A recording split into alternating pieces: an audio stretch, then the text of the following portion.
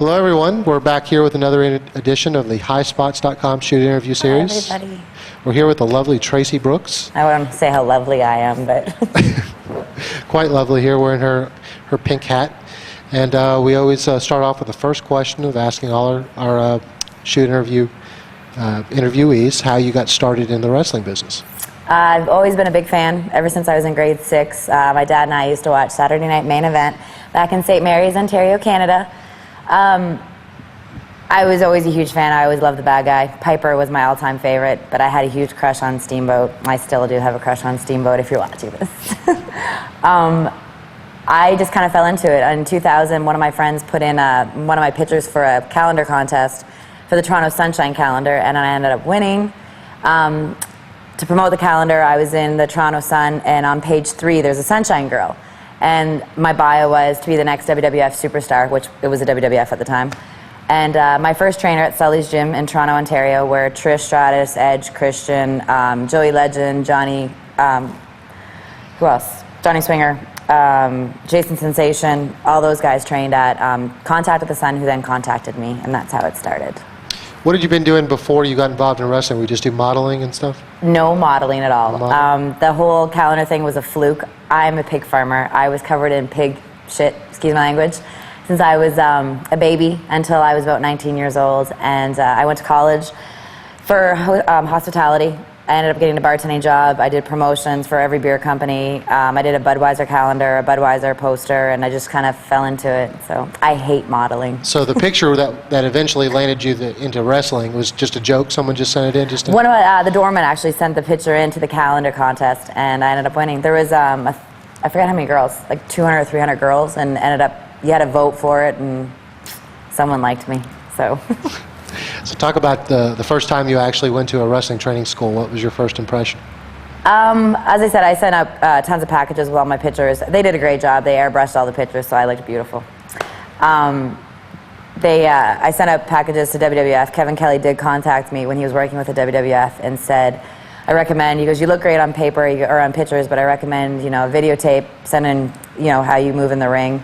So they recommended a bunch of schools, and I ended up just picking Sully's Gym in Toronto. Well, tell us about Sully's Gym. Promote that for him. Sully Gym is no longer there. Sweet Daddy Siki started the school. Sully's Gym was actually in a really, really, really bad neighborhood. It was a boxing ring, so when people say that a boxing ring or wrestling ring is stiff, I have no clue what they're talking about because I bumped on hardwood floors.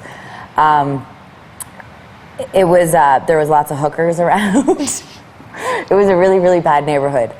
But it was a great experience. It looks like something Rocky would train in when you drove up to it. It was scary because you walk in and there's these huge 6-foot, guys, and then there's Trish Stratus in the corner training, just doing her stuff. So I was very intimidated.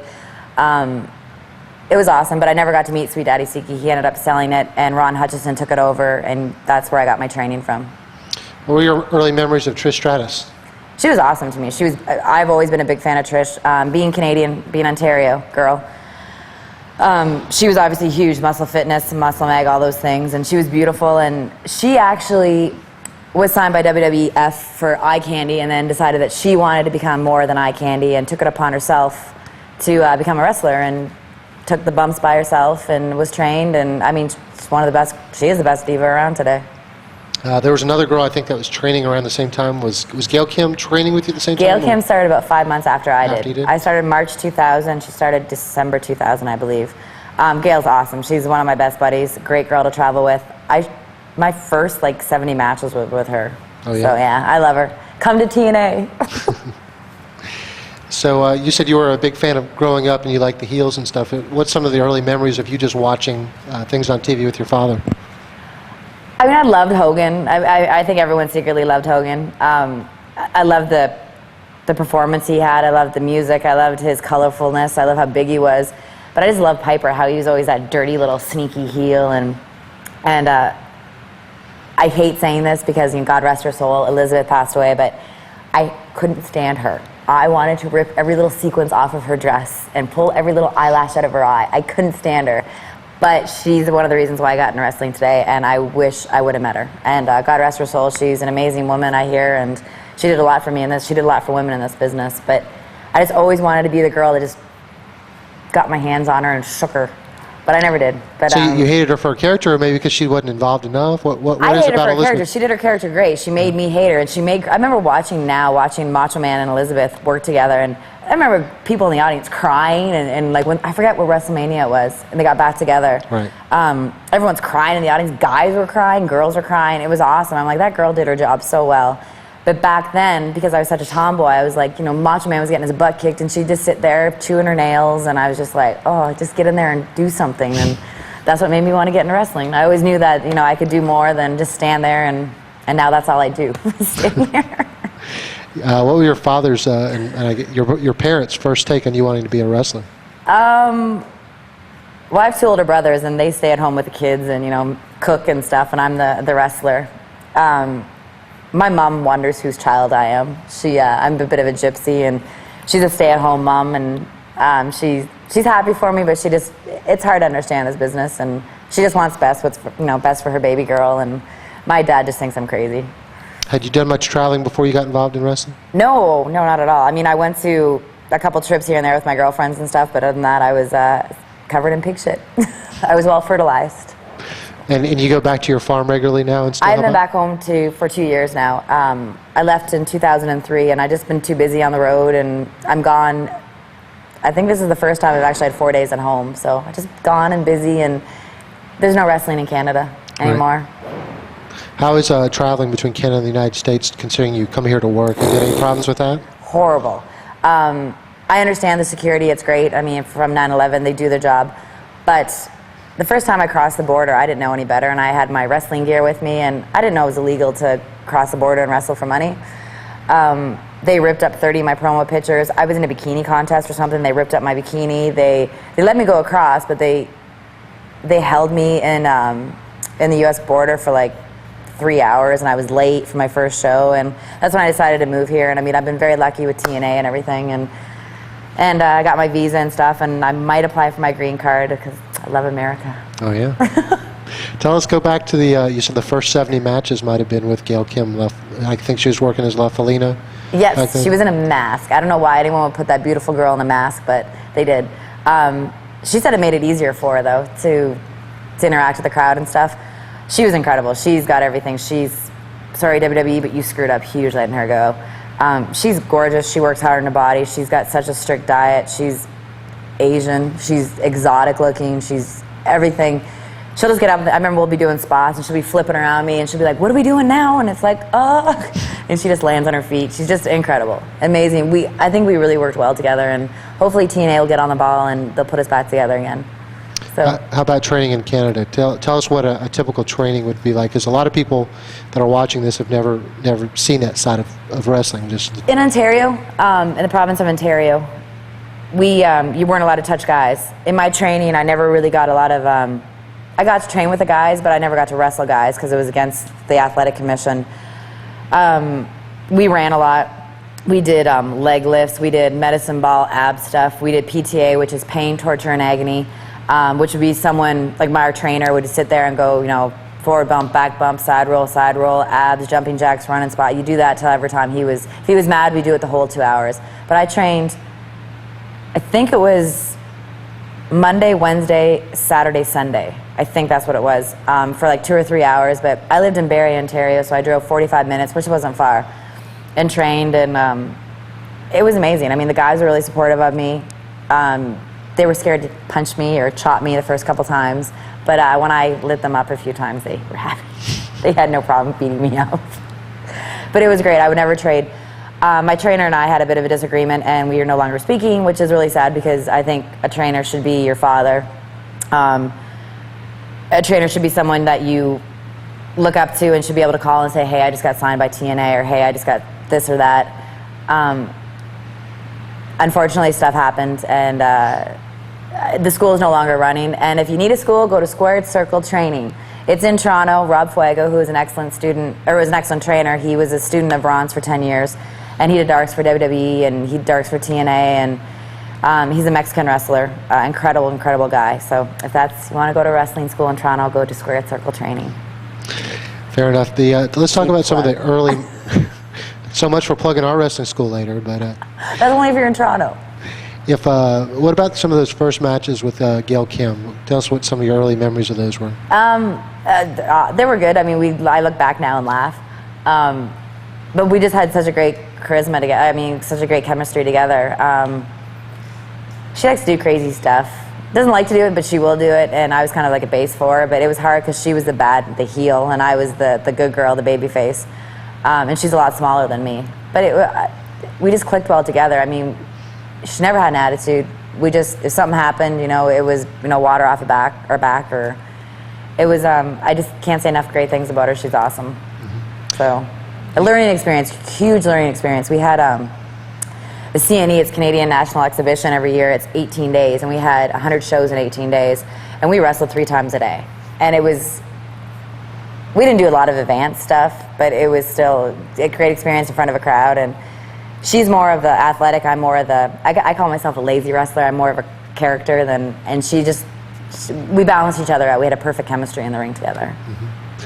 How about you? I think you mentioned in a couple of online interviews that you thought your first big break was getting into Office Super 8 tournament. Mm-hmm. WXW Pops is an amazing, amazing man. He brings you in like family. You stay at his house. You eat pasta and everything else, and you get fat while you stay there.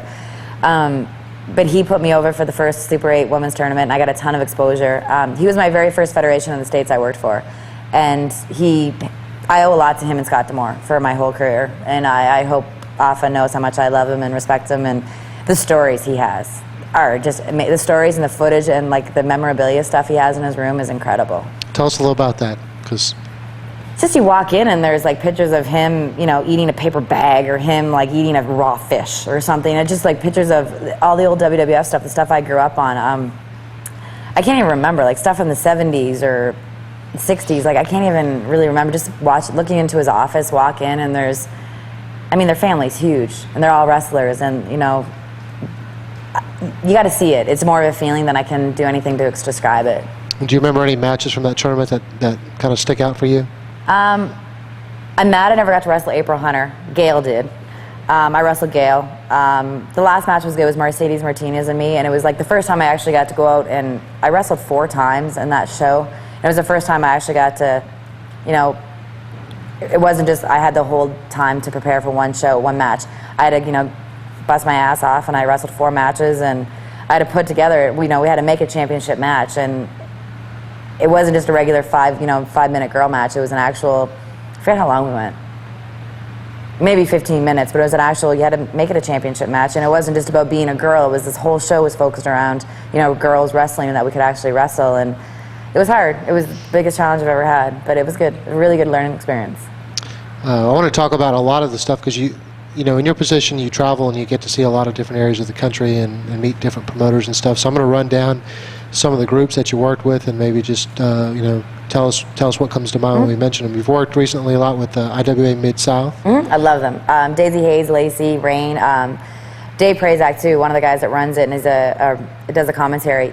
Amazing guy. He really, really loves women's wrestling. Big promoter for big push for it. He did Volcano Girls. Volcano, is that what it was called? I think. First girls show, and they had the Token Guys match, which was awesome. But Jerry Lynn agented all the matches. CM Punk was backstage agenting, and I think it showed that women could wrestle. I mean, we're all beautiful and all had scantily clad outfits on, but we all beat the shit out of each other. Excuse my language. Oh, that's more but than yeah, we beat the crap out of each other, and it was a really good experience. I got bumped out the first round, but by Lacey, that's okay. But it's on DVD, and I would honestly, if you're a big fan of women's wrestling, go buy it. It's a really, really, really, really, really good show. What do you think about Ian Rotten? Because Ian Rotten has kind of defied, logic, and he's been able to keep his promotion running now for. The fact that how long has this show been? 10 years. 10 years. Yeah, I mean the fact that it's been doing that well, and everyone wants to work for him.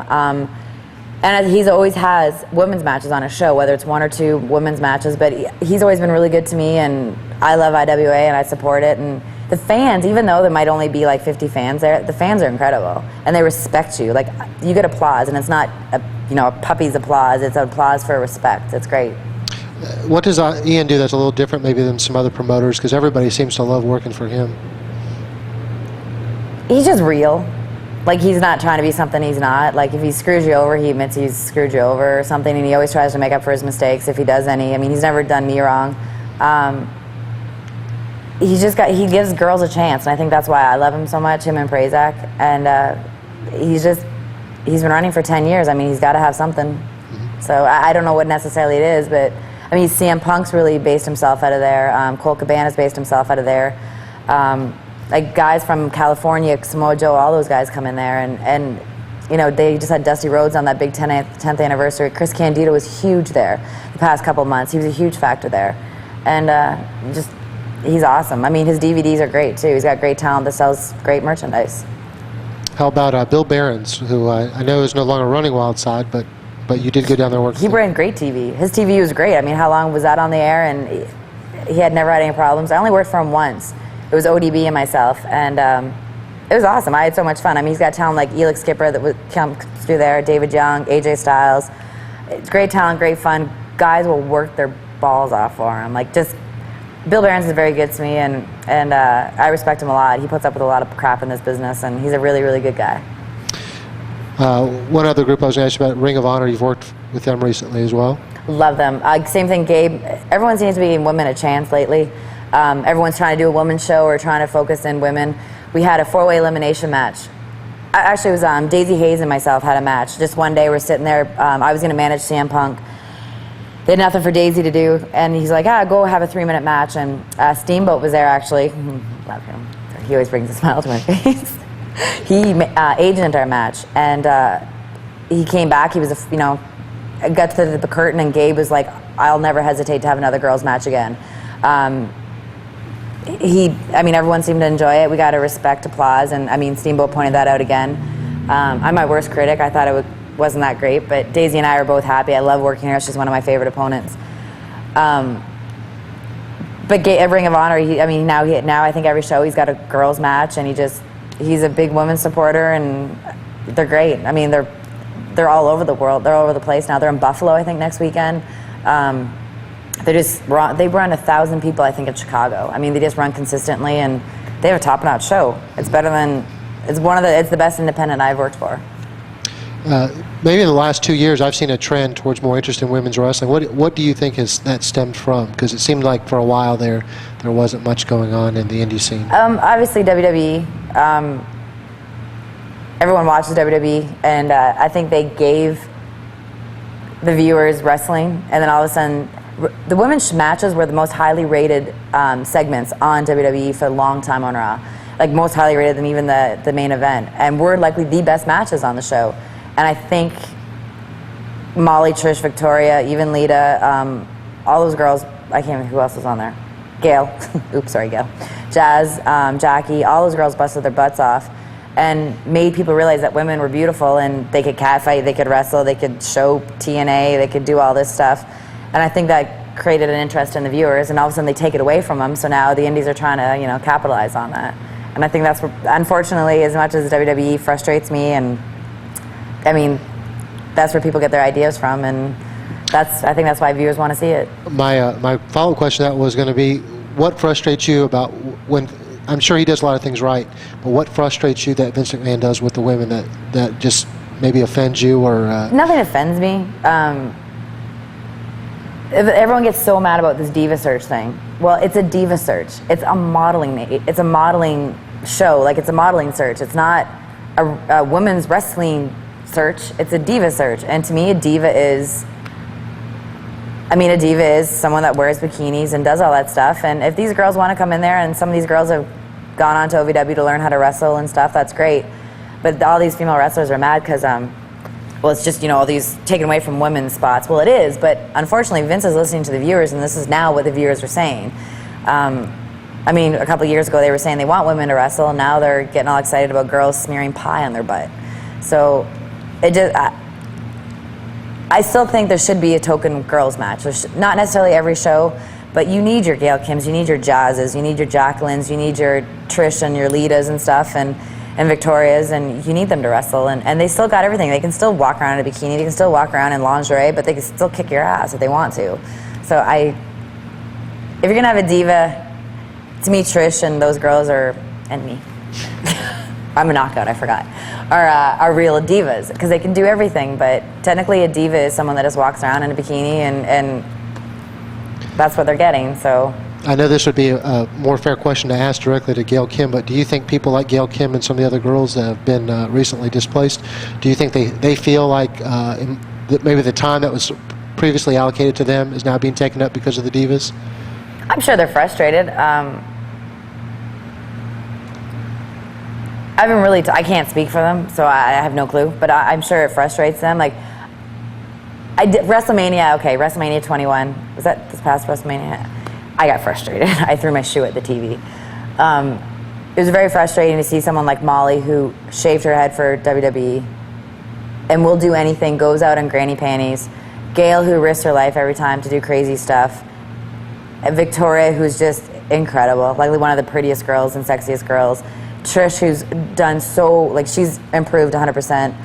She gets on the mic all the time. Like, you know, she works out hard, she trains hard, she looks incredible. Lita, who's overcome neck surgery, knee surgery.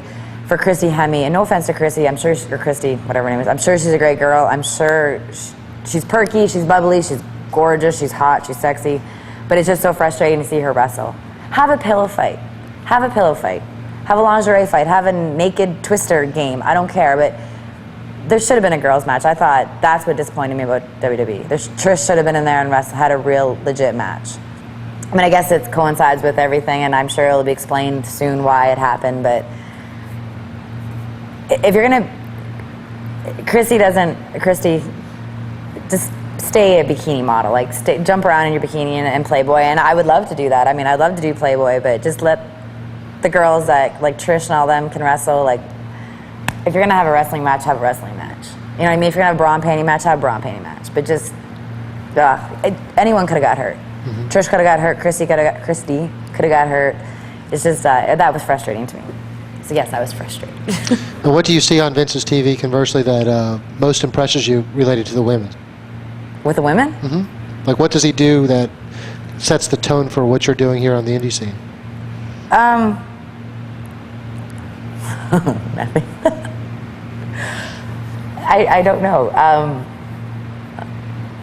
Well, now they let Molly and all those girls go, I have more girls to work.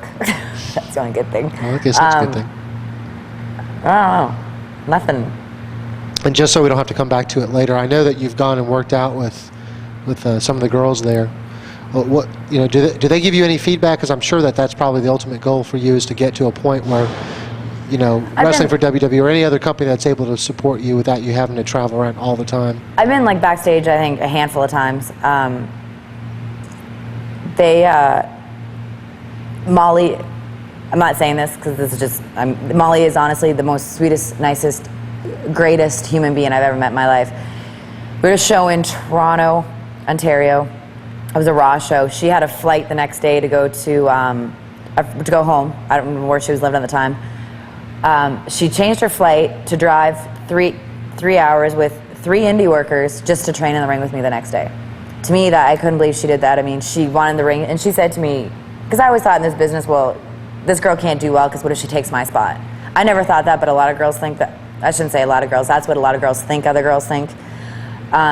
Molly said, if I find someone I can connect with in the ring, we both do well, which means WWE does well, which means we do well on our paychecks. And it's true. I mean, she's such an amazing girl. Like, she worked indies her whole life. I mean, she changes her flight, pays to change her flight, and then drives 3 hours with indie workers in a Mustang with all her luggage and all our luggage just to train with me for 5 minutes. It was incredible. I mean, the fact that she did that, and she's always, okay, let's go have a match. We go and have a 5-minute match, and then she'd critique it. The hardest thing I've ever done is I can wrestle in front of 50,000 people. That wouldn't bother me. Fit Finley goes, okay, have a match, go. And I was heel, she was babyface, and I look around the ring, and there's Undertaker, Chris Benoit, Chavo, Edge, Christian. I was just like, do. Like, it was just like all these people were watching me, and I mean, they're the best wrestlers in the world. I mean, excluding Japan, but these are the best wrestlers in the world watching me, and they all came up and critiqued me, and it was really cool. That was the biggest compliment to me, that they actually took time to watch, and instead of just saying, hey, great match, hey, this was good, but you should have done this better. It was just, to me, they took it apart, and it was the biggest compliment to me. Mm-hmm. It was really, really cool. Scary, but cool. And what kind of feedback do you get now? Because, I mean, like I said, your goal probably is to get to WWE or any other group that's like them. No, my goal is to be with TNA. Well, any other group, if TNA can, yes.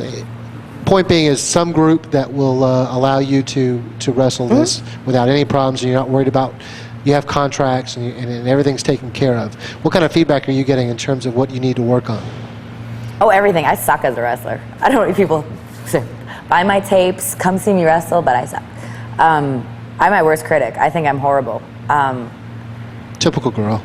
Yeah, it is, but I can never imagine. The day that I say I'm great, I'm quitting, because that day should never come. The day you stop learning is the day you should quit.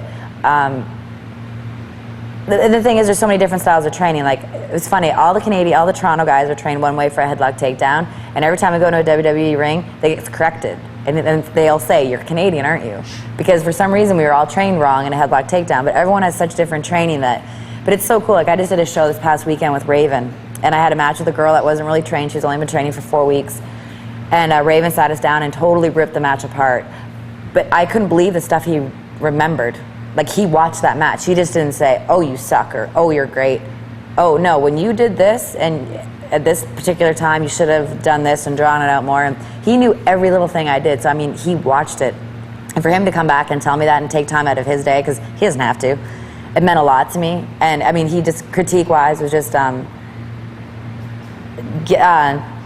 you know, instead of me jaw-jacking those two people, I should have been worrying about everyone around me. Or, you know, I thought they could hear me. Well, when I cut, you know, I was screaming at these kids, I should have got on the mic and screamed so everyone heard me. Just put your head up, you know, make sure you're confident in that ring and stuff. And just, I get critiqued all the time. I always ask people to watch my matches. That's the only way you're going to learn. I always watch my matches back. I suck, so I always get critiqued on everything. So. Fair enough. I want to talk about, you're working with TNA now. I want to talk about how that, how the first time you got in contact with TNA and Scott D'Amore brought me in, actually. Scott's been very, very good to me. I worked for him in BCW in Windsor, Ontario. And I also worked for him in Maximum Pro Wrestling in Livonia, Michigan, which is Detroit. He called me up. He brought my pictures into Jeff Jarrett, and Jeff said, bring her in. So I came in. Gail and I never managed. We always wrestled. So both of us had a hard time. And Gail and I also had the opinion that we were like chihuahuas. Like, we had to prove ourselves. So we were always like the little fighting chihuahuas that were, you know, thought we were bigger than life and had to be killing each other and stiff with each other just to get the respect of the boys. Well, screw that. I've learned more than that. I've learned better than that now. We didn't realize that. You know, I thought if I went in and had to put makeup on or had my nails done or like had my boobs showing, that I'd be disrespected. Well, now I know I have breasts and I can jump up and down and get paid more money than the boys. So I don't, but yeah. But now I know that I'm a girl and I can use that to my advantage, just like a big guy can use that to his advantage, or like a gay guy or a skinny guy, or you have something, you use it. So I came in and Scott's like, you got to put makeup on, you got to look like a girl, you're gonna manage. He didn't actually tell me what I was doing, and I look up and I'm sitting there with Chris Sabin, and I look up and I see cages. And I go to Sabin, I go, $20, I'm going to be in that cage tonight, because they had cage dancers. Sure enough, I had a cat fight with Lollipop, but it was awesome. It was great. I mean, they gave me great airtime. The only thing I had sexy was a schoolgirl outfit that I had bought once. I don't know why I even bought it. Well, I know why, but that's a different tape. Oh, is it? Kidding. So anyway, so then the whole Traci's schoolgirl, and I'm from St. Mary's, Ontario, and St. Mary's is like a big Catholic church thing, I guess. So I always said I'm from the St. Mary's School of Girls. And I became this Catholic schoolgirl. And I wore little itty-bitty schoolgirl outfits with a big cross and hair and pigtails, and boys seemed to like it. And it seemed for me, you know, to get over a little more, and that's how I became the schoolgirl. And I cat fought with Lollipop a few times. They actually told me, they said, you'll never be in the ring wrestling, at least not for a while. So I cat fought with Lollipop in the cage and then in the ring. And then the second time I was there, I had a pre-tape with Bill Behrens. And they told me I'd never be able to speak either, but I ended up getting to speak. And then I had a three-way match with Trinity Desire and myself. I ended up going over, and then I was in the main event, all in one show, with a 20-man battle royal with like Rick Steiner, Truth, Kid Cash. I took Kid Cash's finisher, and I thought I was gonna die, and because all these like huge men were coming at me. So yeah, and then what else did I do? I teamed with David Young, and he's my favorite tag team partner. I absolutely adore David Young. I had a lot of fun working with him. And we ended up going for the tag team champions, but we lost to AMW. And then I kind of had some problems crossing at the border. My next question would be, you left TNA for a couple of months. Yeah, and I guess that's when I think we had, when David's and my thing stopped, Desire and I started to feud, and that was actually one of my favorite cat fights too. We had a big backstage brawl thing that came into the ring, and it was awesome. She is so aggressive and beautiful. She's another girl she's a diva, man. She's gorgeous, sexy, can work. Her facials are amazing. One of my favorite girls to work with too. We had a backstage brawl, and it was funny in the sex locker room. We beat the crap out of each other, and then I started a clan, the Bitch Slap, I think it was called. And I ended up having some border trouble, and then so TNA ended up getting my visa, and I moved down here. And when I came back with the franchise, which was a huge honor. Shane definitely knows how to use women in the ring. That didn't sound good. Before we go into that, can you talk a little more about the border problem? I'm just curious.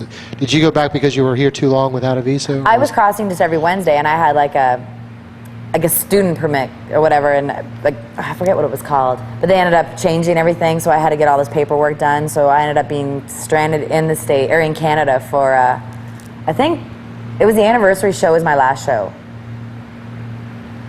The first year anniversary was my last show, and then I came back in August, but TNA didn't use me till October or something like that. So but yeah, the border is a pain in the butt. So if you're Canadian, marry an American citizen. And if you're a U.S. Customs Guard, please don't watch it.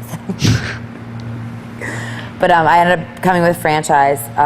Franchise pitched the idea, and I was like stoked. I mean, he didn't make Francine, but I mean, he helped Francine so much, and Tori Wilson, and I was so excited. The guy knows everything about everything.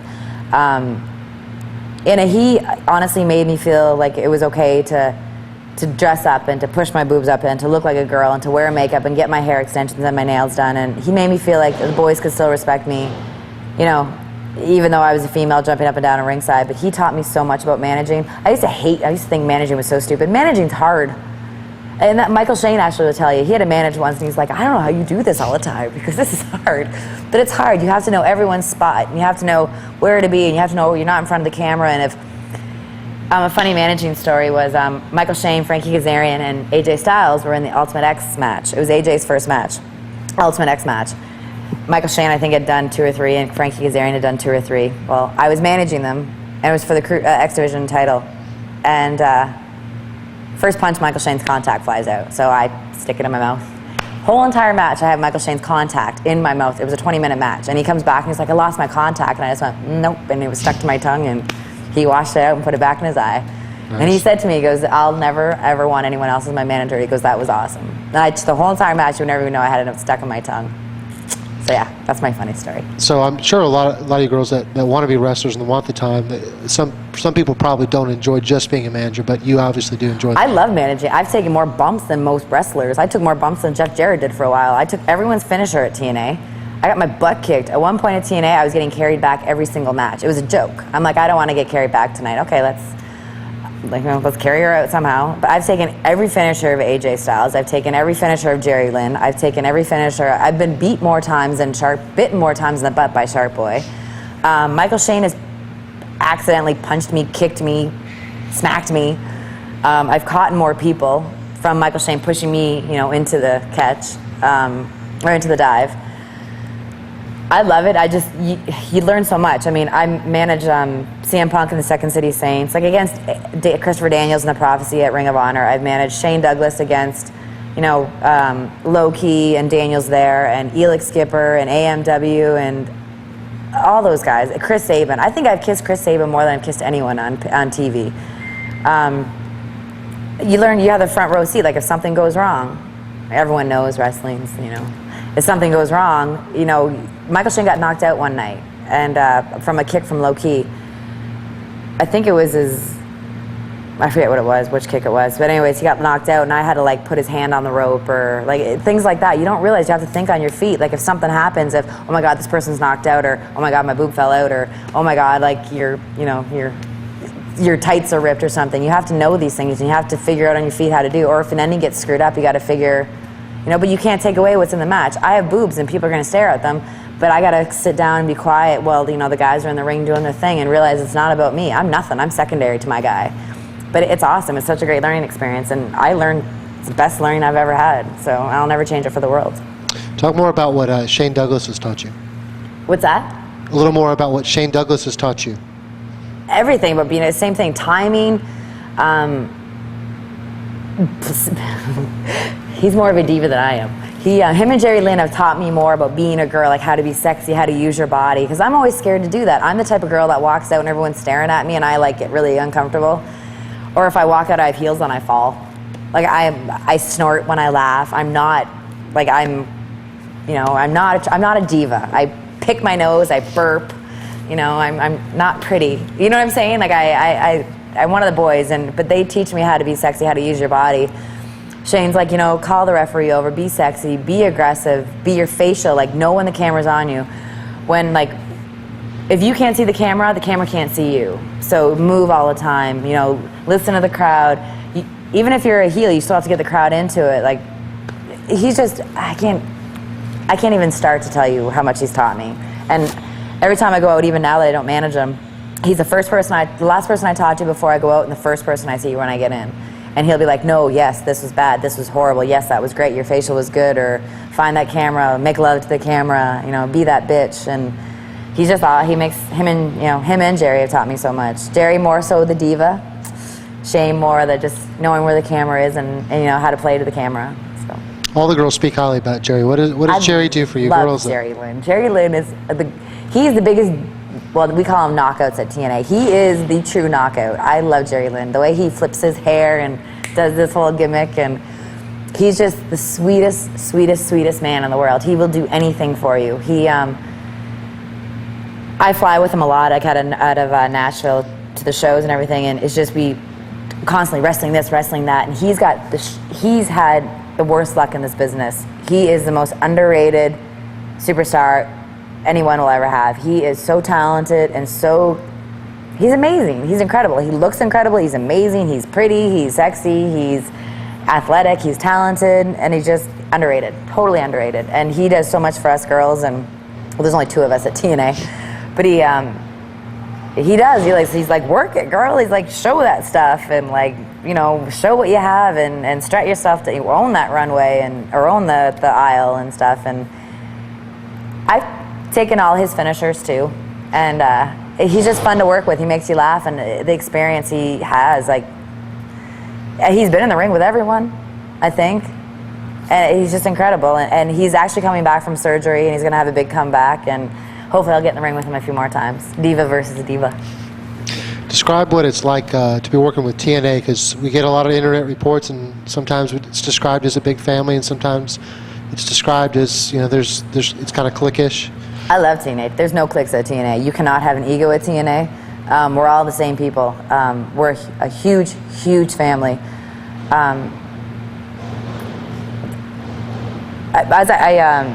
Frankie Kazarian left and he went to the WWE, we all wish him well. The whole entire office wishes him well.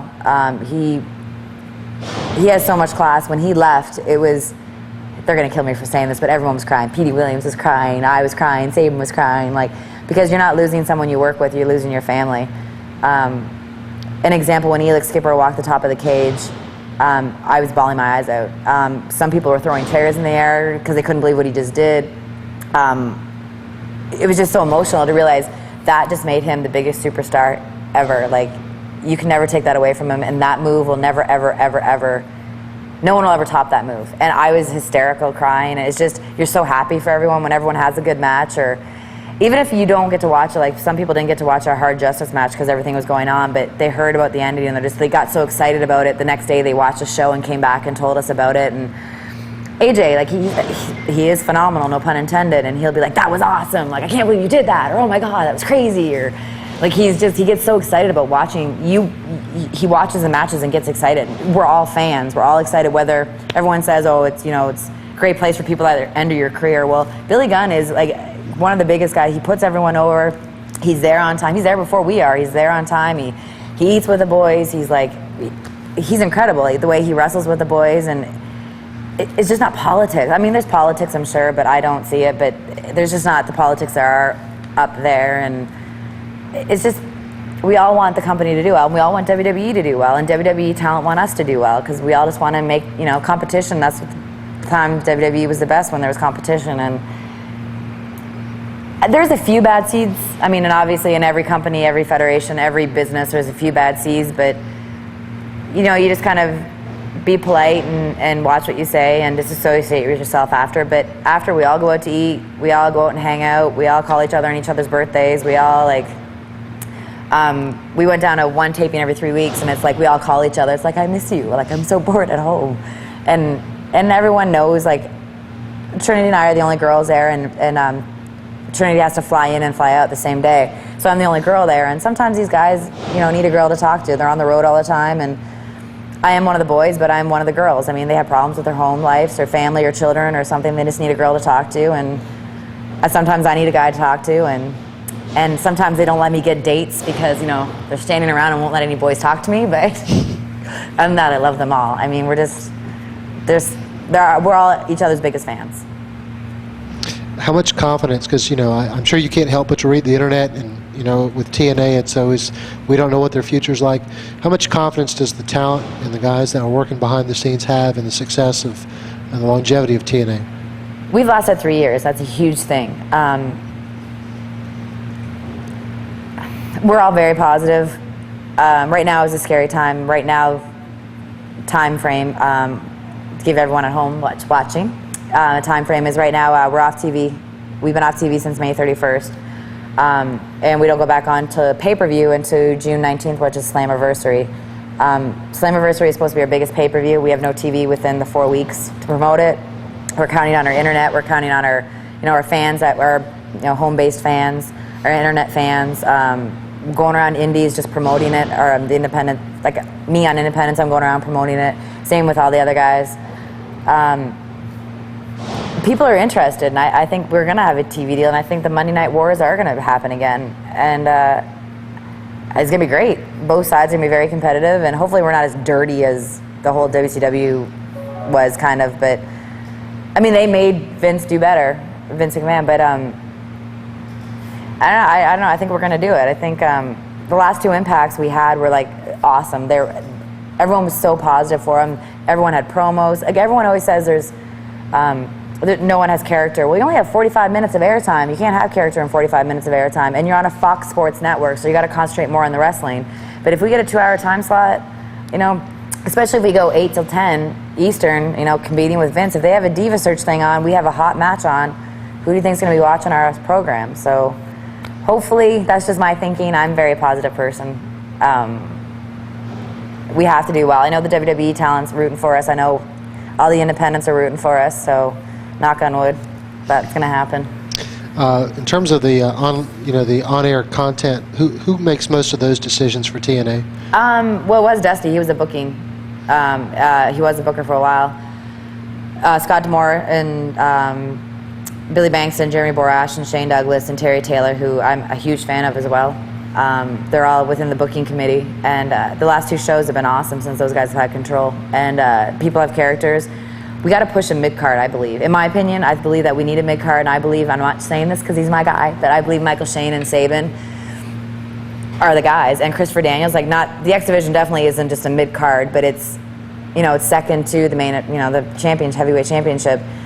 I think it's a huge main card, and I think we do need a strong undercard, just as much of a strong, main event. So hopefully, people also want the girls to wrestle. I think they've done it very well, where we've just led up to certain things. Like, you've led up to a feud with Trinity and I, and hopefully they let us continue. And if they bring in people like Gail Kim, I'd love Jazz, or people like ODB on the independent scene to come in, and I think it's going to be great. And don't push women's wrestling down people's throats all the time. Don't have a match every single week, but have catfighting, have me manage. I hadn't touched, this doesn't sound good, I hadn't touched a girl in TNA for a year. I got my butt kicked by guys, but I hadn't had one-on-one contact with a female in a year. And you have to see that, whether it's a cat fight, whether it's a mixed tag, whether it's mixed. I love mixed tags. Mixed tags can be so much fun. They can be so interesting. They can be so clever. You can hide girls that aren't as strong as wrestlers as some other girls. And I think that's important, not to expose girls.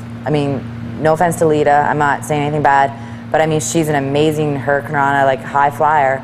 But when it comes to, I mean, this is also because of her injuries too, just doing a lot of basic stuff, it's just she got exposed. And it's because of her injuries too, so, but Molly is a strong all-around like wrestler, so we should have put the focus on her, and I'm not a strong wrestler, but put the main focus on me entertaining the crowd, which I'm stronger at entertaining a crowd than I am in my wrestling skills. I'll be the first one to admit that. So focus around that. Like focus around my funny, or my pie in the sky, or my ha-ha funny stuff, or me getting my butt kicked, and put someone strong like Molly in there that can make me, you know what I mean? It's all about evening things out. But don't expose anybody. You're supposed to focus on people's strong points, and that's why guys with skinny legs wear pants. That's why I wear fishnet stockings. Let's talk about an incident that happened at Universal Studios where you and Abyss brought some cookies to some of your My cookies? some of your friends. Yeah, your cookies. We were shooting, it was after Turning, Victory Road, first pay-per-view. Was that it? I think. I don't know. We were shooting for Turning Point, I think, and it was a Tuesday after the TV tapings. And WWE, for some strange reason, in all of its years, never been there at Universal, and they showed up there. They have the best sound stages available to them, but they use Universal, which is, they use the same green room, the same catering as us, the same everything, a day after our tapings. So it's kind of weird, but we heard they were in town, and we were shooting like a thing for like, it was kind of like a Desperate Housewife thing. I had cookies, and I was all dressed up. And we just went over there, and I'm like, hey, let's go out for cookies. And I went over there and offered them cookies, and the boys thought it was funny. And Abyss had balloons, and I don't know how much Vince or anyone thought it was funny, but I did. But it was just a neat thing. I mean, people were talking about it, and whether Vince was pissed off or not, I have no clue. He shouldn't have, because you never sell a rib, and he shouldn't have been mad, but it got exposure for us. It got us buy rates for the next pay-per-view, and it was funny, and people talked about it, so I was glad to be a part of it. Women's wrestling for so many years, and this before you got into wrestling, was controlled by just a few people like Moolah, and then she'd ship out whoever that she decided to go where and stuff, but it's completely changed. You want to talk about how independent wrestling and girls getting on shows works now? I mean, I'm my own booker, promoter. When I was in Canada, I had a daytime job, but when I'm in the States, all I do is strictly wrestle. Whether that's gone from TNA from Monday to Wednesday, and then I'm back home for a day and a half, I'm on the road again. I have a girl I usually travel with, ODB, who is one of the greatest girls and one of the underrated women's wrestlers, I think. She's awesome. She's funny, and she's strong. She's got everything, I think. She's got beauty, talent, looks, strength. Her and I have done very well we've done really good. I'm really happy with everything that's happened for us.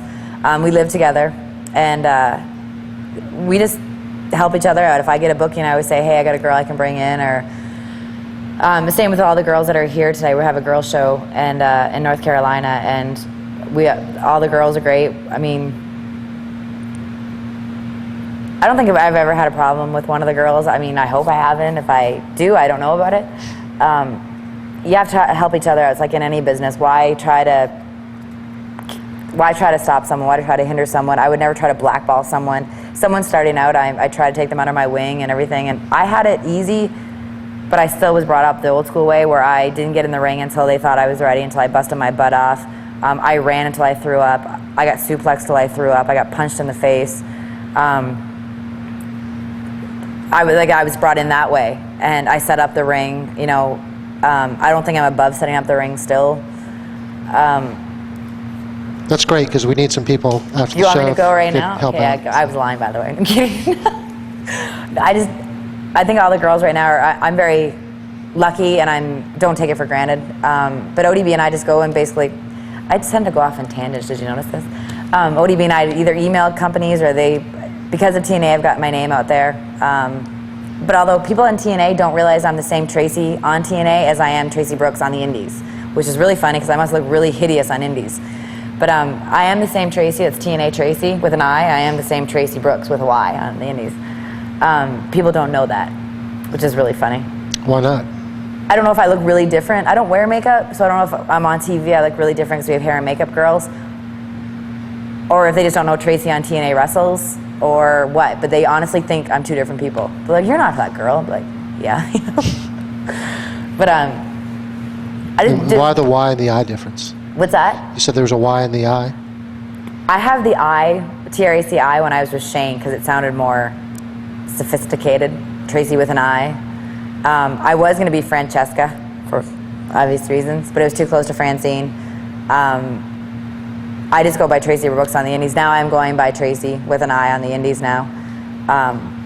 But yeah, just going back to the question, ODB and I just promote ourselves. I mean, wherever we go, we always meet promoters. We're always sending out pictures and packages to Japan or here or there, and we just try to get our name out and try to be respectful of people and try to watch tapes. We watch tapes every single day and try to make ourselves, you know, we want people to want us in the back, to want us, you know what I mean, to perform. We don't want to be a pain so we just try to be good people and try to perform and do our job.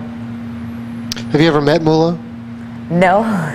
No, but ODB and I are pretty sure we're going to become Moolah and Mae Young. So she's Mae Young, she drinks, and I'm Moolah. Well, I drink too, but...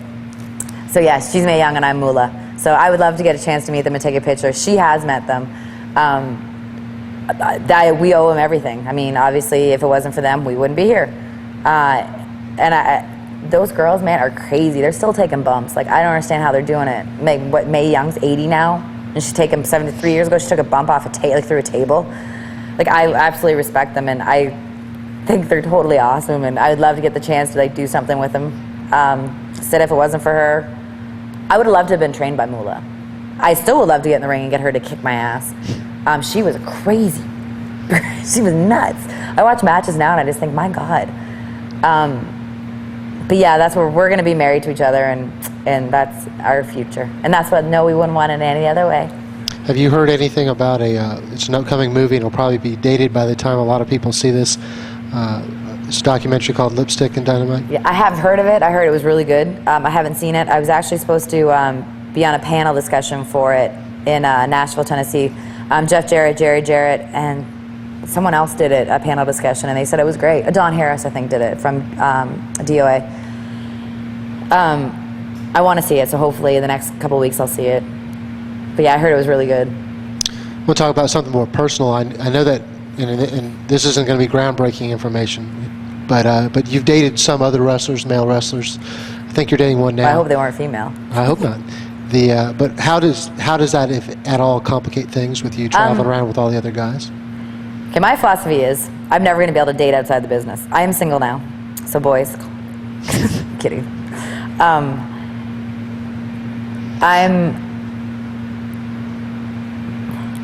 You're always going to run into your exes, so you should never burn a bridge. Never burn a bridge in wrestling. Never burn a bridge in life. I learned a lot I had 2 relationships, both lasted a year and a half, and I'll never regret them. They're awesome. I learned so much from them. My problem is, in this business, the way I look at it is, okay, my life. Okay, honey, you're a banker. I'm going to leave. I'm going to be on the road for 5 months or for 5 days. I'm going to sleep in a room with 8 other guys and most likely change, and they're most likely going to walk in on me in the shower.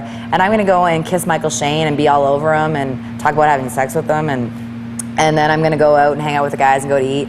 Then I'm going to go drinking with the boys. Not that I drink, but I'm going to go party with the boys. And then I'm going to go travel to the next show and do the same thing, but I'm going to make out with another guy because I managed another guy at a different promotion. And then, and I'm going to wear this skimpy little outfit, and I'm going to, do all that fun stuff without you, and then I'll be home in 5 days to love and kiss you and hug you and love you, and yeah, that doesn't work at all. But I can't meet a guy outside of wrestling either because I'm hanging out with all these guys, and I'll start talking to a guy, and they'll come over and go, oh, this is so-and-so, it's nice to meet you, and as soon as I walk away, I'll kill you if you touch her. So I'm kind of damned if I do and damned if I don't. And I don't want to date any other wrestlers, but I guess it's that's what I'm saying, I'm going to marry ODP. It's the only way it's going to be. And highspots.com will be there to film that wedding? It'll be another shoot video. Oh, and I snort. Oh, at least we got one in before the tape went out. Do you have any place on the internet that fans can go and find information about Traci Brooks? Yep, go to TNA Traci with an I, Brooks.com. My webmaster is amazing. She did an awesome job. Also, I do a column on glorywrestling.com. I talk about TNA. One big thing is I want to talk about really, really quickly. TNA is hard. I mean, TNA used to have cage dancers, and I love the cage dancers because it took focus away from me having to be sexy or shake my butt. They obviously got taken away because we wanted to clean up for Fox Sports. I mean, I always cleaned up my outfits and stuff. I covered up a lot for Fox. As I breathe and stick my chest out now. You have to pay to see my cleavage. Women are really down about TNA, or are they not aware of TNA? On Glory, I try to tell girls what's going on in TNA and try to tell them that I know we're not wrestling right now. I know we're just used as eye candy right now, but it's huge exposure for us on the indie scenes. And one day, eventually, we're going to have a 2-hour time slot where we can develop a personality and develop wrestling and stuff like that. And to promote TNA, to watch TNA, to go to their website. A lot of the girls are down on WWE right now. We'll then promote TNA and make TNA just as strong as WWE, because then there's 2 companies that you can work for. And a lot of girls are like, well, I'm not going to send my tape into TNA because they don't use girls. Why wouldn't you send your tape into TNA? There's 2 companies in this world right now in the States that are on national TV. One is WWE and one is TNA. If you send your tapes in, you're never going to know when they're just walking along and see a tape and go, hey, we need a girl to do something, and oh, you got a job. Don't hesitate. Send your tapes in. Go to the website. Talk to people. Promote our shows. Watch our pay-per-views. Watch our replays. If you're ticked off of WWE, then do something about it. Then watch TNA. You never know when Vince is going to go back to women's wrestling, too. He goes in spurts where he hates women's wrestling, wants divas, or loves women's wrestling and hates divas. You know, hates the girl stuff. So I'm the luckiest girl in the world right now. I have the best job in the world. I get to wrestle on the indies, and I have my own life. I get to market who I am. No one has control of who I am. I get to do what I want. I get to do the shows I want. I get to work who I want. I get to travel when and when I don't want. If I don't want to do a show, I don't have to do. Like if I want to take a holiday, I can take a holiday. TNA is just it's just an awesome place to work, and girls need to support that, and people need to support that, and don't hesitate to send your tapes in anywhere. Don't send your tape into WWE because they're not looking for wrestlers. Send it in. You never know when they're looking for a wrestler. Like, don't hesitate. Just do what you have to do and make both companies strong. And if you support TNA and you give them more buy rates and give them more, more promotion and stuff, we're going to get a 2-hour time slot, which means more girls, which means more wrestling, which means more everything, more money for everyone. So on TNA, Glory Wrestling, I just try to promote that. And everyone's like, I hate WWE wrestling. I hate this. Well, don't talk about it then. Talk about TNA. Talk about the fact that we just had a mixed tag match. Talk about the fact that, I'm going to be hugely involved in Slammiversary. Talk about, I'm on camera every week. You know what I mean? It's exposure, and I get emotional about this stuff. No, please. Just promote it. And I mean, it'll help. I would love more girls to be there. I'm the same way as Molly. Bring in more girls, because I get to work, and that means we get bigger paychecks, bigger merchandise, bigger appearances, and just, support us and help us out, because hopefully one day we'll all be one big happy family. And all the girls will have jobs. I'm going to ask your opinion, because you probably get to see some from the TV side, some from working the indie side. What is an ideal situation for girls wrestling? Is it a match on a card? Is it shows like tonight where everything is about the women? What do you think the potential for women's wrestling is in this country, at least?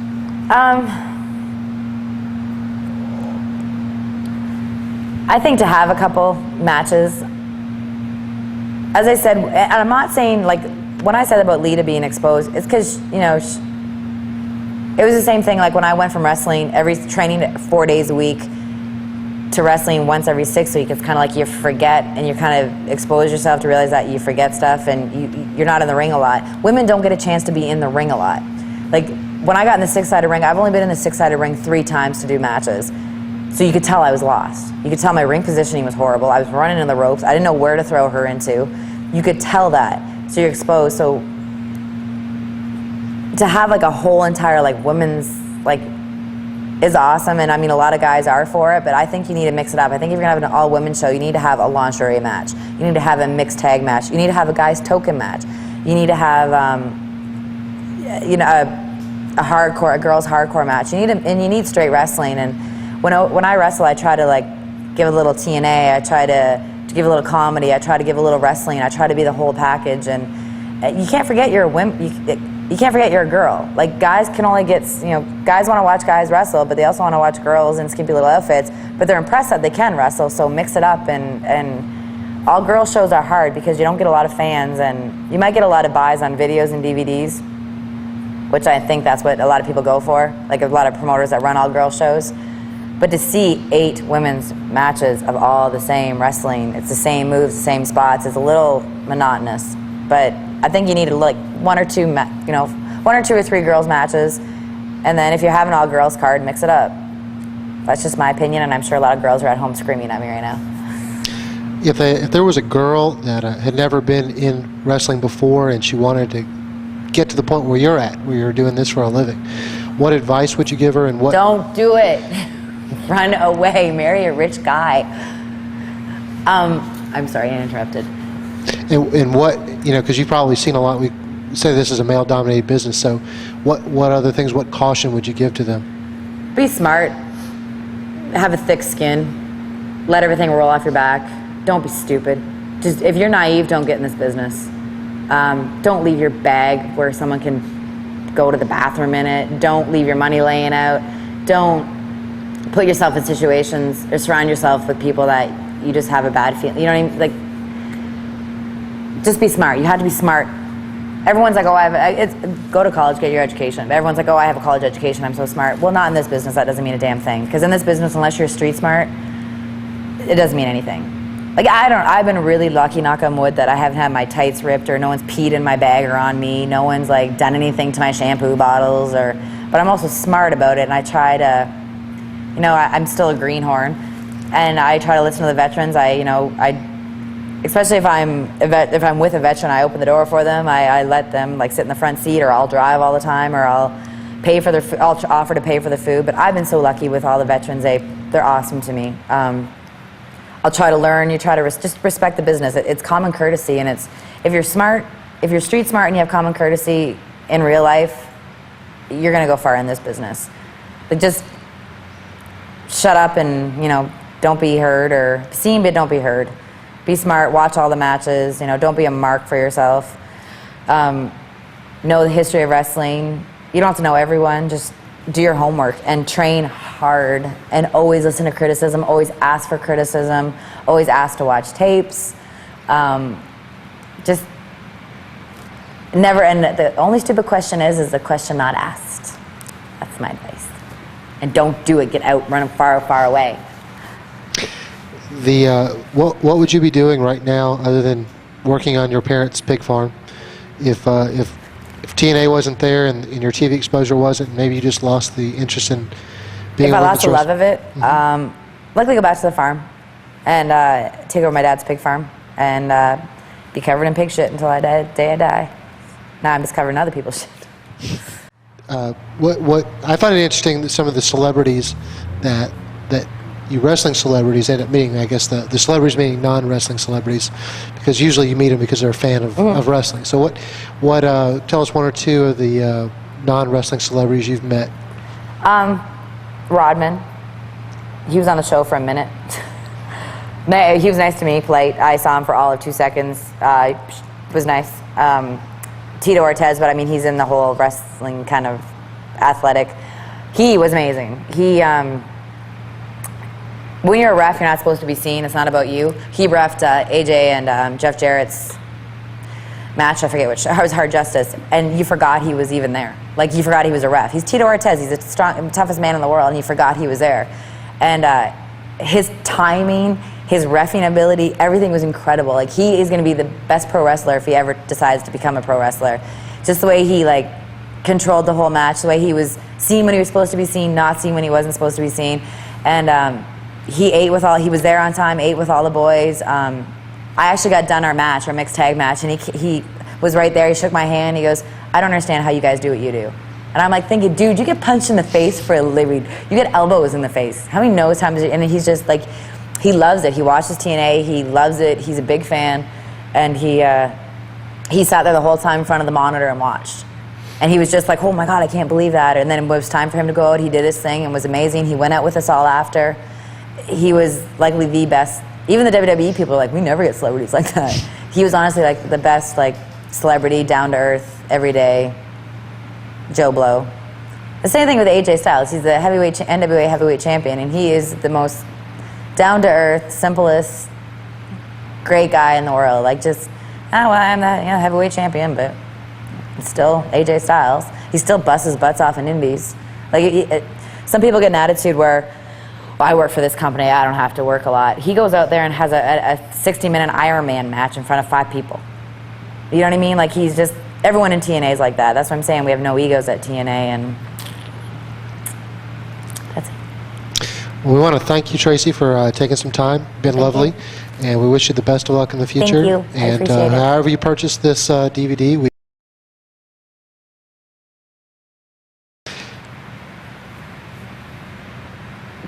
Just go on. Okay, you were telling us off camera about a pretty funny story that we didn't get covered in the actual interview itself, so we're going to put this as bonus material.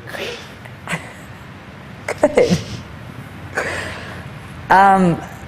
There was a night, we were in Cincinnati after an all-girls show, and we all went out. There was a few other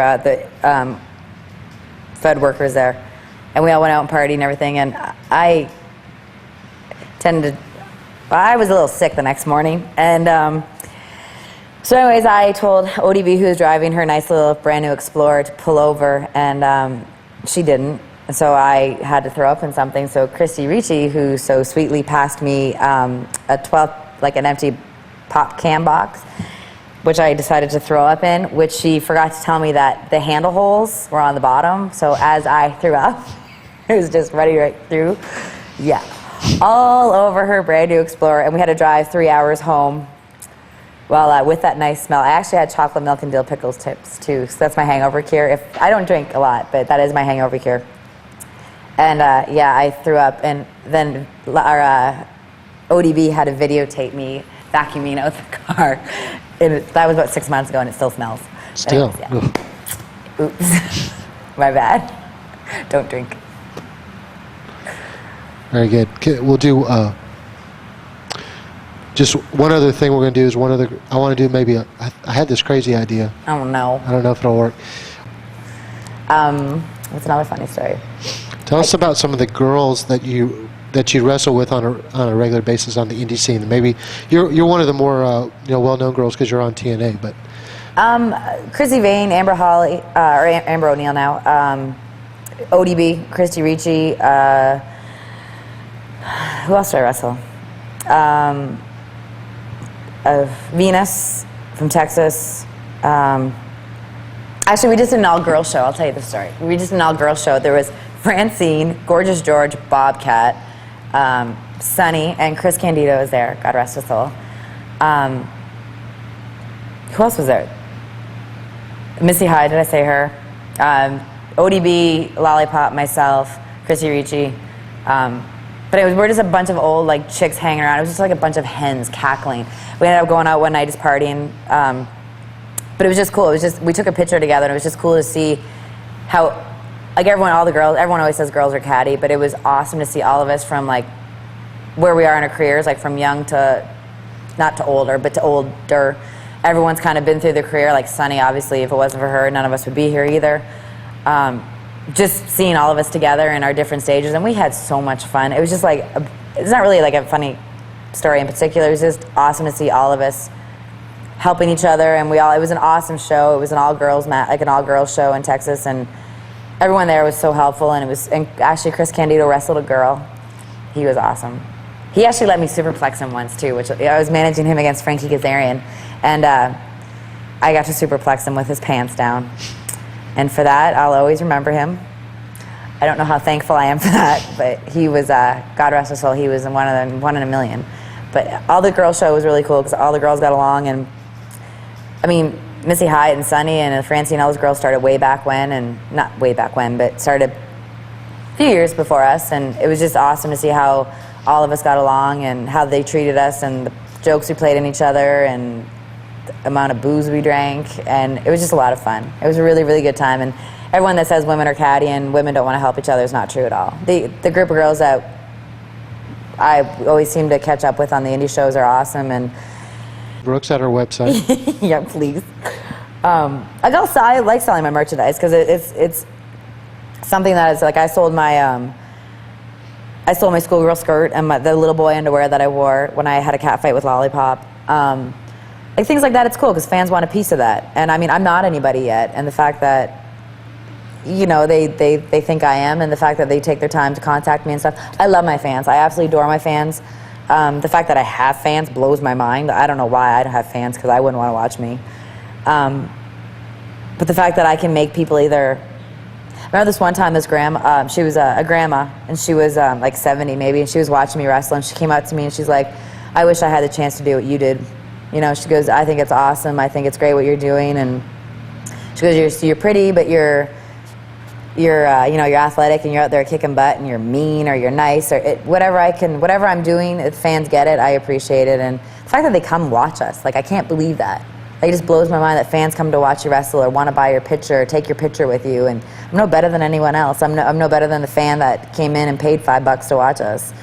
And it's just awesome that they appreciate us and recognize us. And fans can get pretty personal sometimes.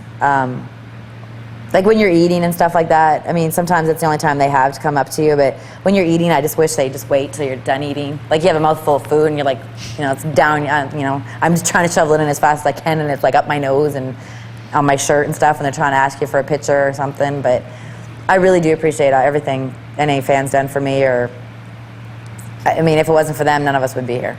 So. But did I answer a question? I don't think I did. Well, I know some of the other girls here tonight. You know, I just met you today, but I know some of the other girls, and they've told me some stories that they get strange emails or their cell phone gets out, and they just mentioned that they've had some strange I'm contacts. pretty secure with my cell phone. I had a guy email me the other day, told me he had sex for the first time. I was like, how do you respond to that? I just erase it. If it gets too personal or too, like, just disgusting, I just don't even reply to it. The same thing, like, these people on I hate message boards. I like my message board. I like to hear what my fans say to me, because you can learn a lot from them. You can critique, like, yeah, she looked fat the other day, or I liked her outfit. So you can kind of play on what they say. Some of these web message boards are just disgusting. Like, if you don't like me, that's fine. Tell me you don't like me, but don't go into this. My webmaster just had to block some guy from my message board the other day. Just say, I can't even say, like, I physically can't even tell you what he was saying about me. And it's just like, I don't expect anyone to like me. I don't expect anyone to like me. But tell me you don't like me, and that's it. But then I'm not going to reply to you and tell you that, because that's just going to feed you, and that's just going to be this whole thing. So for people in message boards that's what I'm saying for girls that just starting to get into wrestling. If you hear something like, oh, she slept with so-and-so, blah, blah, blah, just let it go. Because if you answer it, you're going to feed it and feed it and feed it, and it's going to go on and on and on and on and on, and all of a sudden you've slept with the whole entire locker room. And because I'm the only girl, and because I am a flirt, I'm a very open person, I'm a very huggy person, I haven't seen my family in 2 years, so these are my family. So if I want to hug my family, I'm going to hug my family. I'm not going to hold back. When one of them goes to the hospital, I go to the hospital with them. It's just, I hold their hand. If I have to cry on one of their shoulders, or I have to do it. But sometimes people look at me and say, oh, well, she's sleeping with that person because she's, well, you know what, good for you for thinking that. But I know the truth, and being a girl in this business, you have to be strong about yourself and who you are and not change, because if you change, that means they beat you. You're going to get called a rat. You're going to get called a mark. You're going to get called a lesbian. Fine. I'm all of it. That's great. That's awesome. You know what I mean? I can't fight it. And the more you fight it, the more guilty you look. So just be true to yourself and be true to the people you love, and just treat people the way you want to be treated. I believe in karma too. If you'll get what you deserve. It hasn't happened yet, but it will. I had a question I was going to ask you before. Out of all the girls that are on the, I guess the independent scene, what girl do you think is most deserving of a huge contract? ODB and me. I do. She's my best friend, but I hate her in the ring. She's worked so hard on her body. She gets a lot of negativity because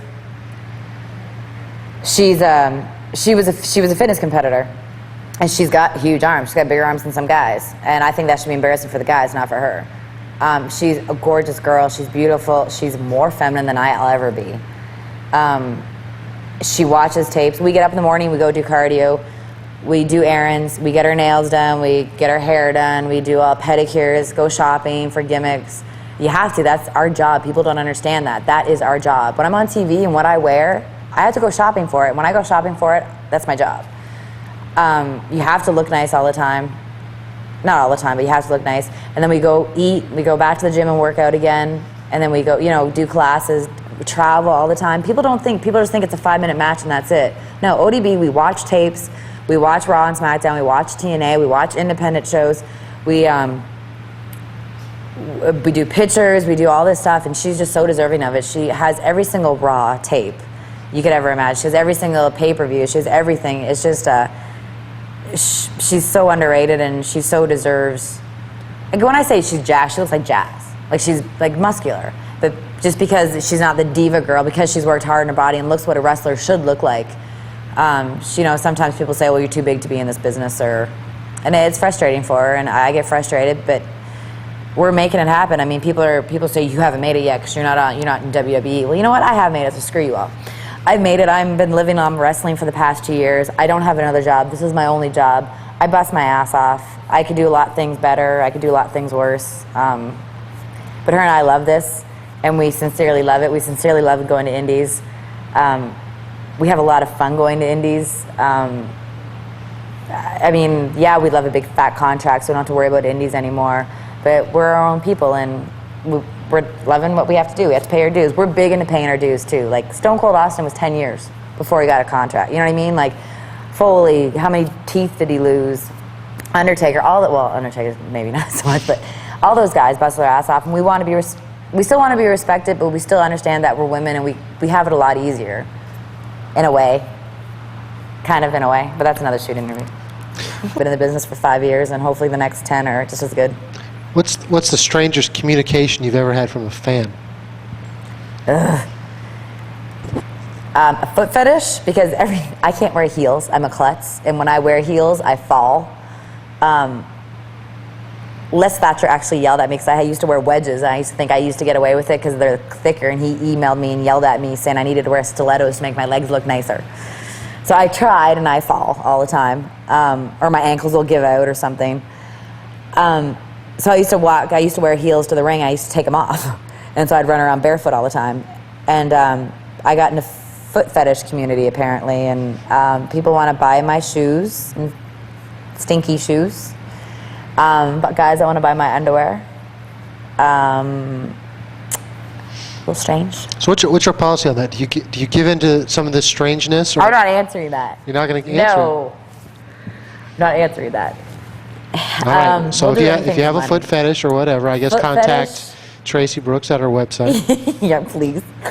I travel lots. I mean, ODB and I travel 14 hours together to do a show, turn around, travel 14 hours back. I mean, we're not scared to travel. We're not above anyone else. I mean, it's a little unsafe sometimes. We traveled to Pennsylvania 17 hours once by ourselves, and we had to sleep in a truck stop, and we've stayed in some of the seediest hotel. I stayed in a hotel one time with her and another indie guy. We made him sit on a chair by the door because there was no lock, and it was on the TV. There was porn, hardcore porn, and softcore porn. And there was like a condom machine in the hotel, and it was awful. Like, it's just, we stayed at some of the worst places, and we've never really had that much bad luck. Like, on the road, we've never had like a tire blowout or anything, or had an accident, but we've slept in some pretty bad hotels and some pretty shady truck stops, and some murder in hotels, as I like to call them. And we've found men's underwear underneath beds before, and I think it's blood on the walls, I'm not quite sure, but it's been, there's stories you can't really tell. You just kind of have to be there and live them, and it's been awesome. It's been an awesome journey so far. I've only been in the business for 5 years, and hopefully the next 10 are just as good.